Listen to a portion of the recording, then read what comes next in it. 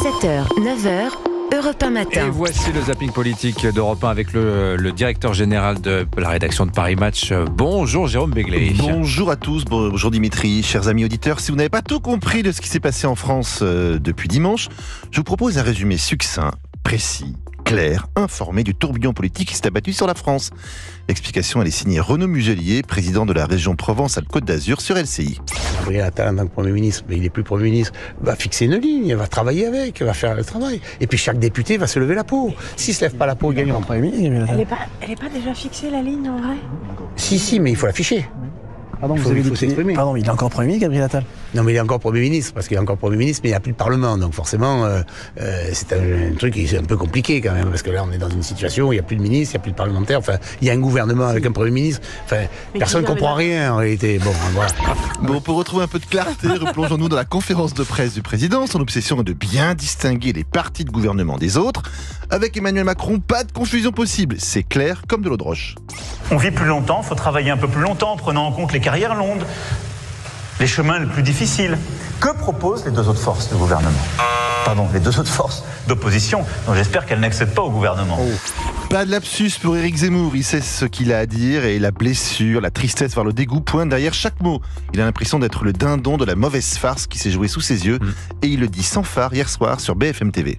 Je suis à la fois écœuré et blessé. Ce qui a créé des tensions, c'est le comportement du clan de Marion Maréchal, qui a toujours méprisé mon parti, qui l'a toujours considéré, si vous voulez, comme une espèce de clampin qui n'avait pas leur expérience politique. Je dis, moi, que c'est le record du monde de la trahison. Au cas où on n'est pas bien compris, il se fait encore plus explicite et en remet une couche.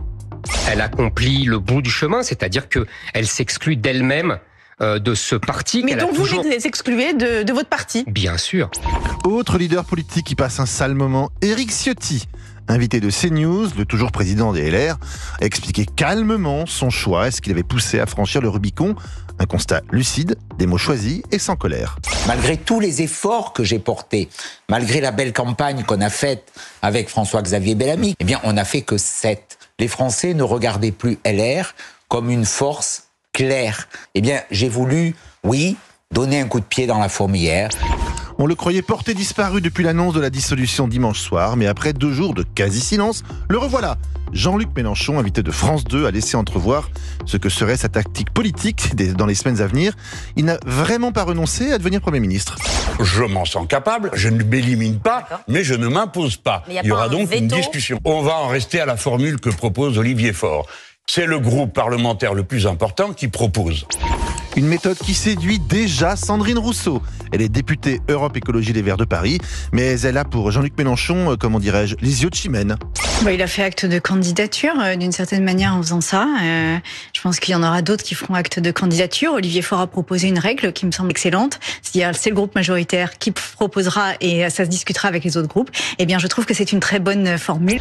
Et ben voilà, au moins à gauche ils sont tous d'accord. C'est formidable. Merci beaucoup. Oui, à peu près, un peu de choses près. Vous allez vite. Merci beaucoup Jérôme Béglé. Votre zapping politique cette semaine, c'est à retrouver sur europe1.fr et sur les réseaux sociaux. Vous avez rendez-vous à 9h30 avec Culture Média sur Europe 1 et Thomas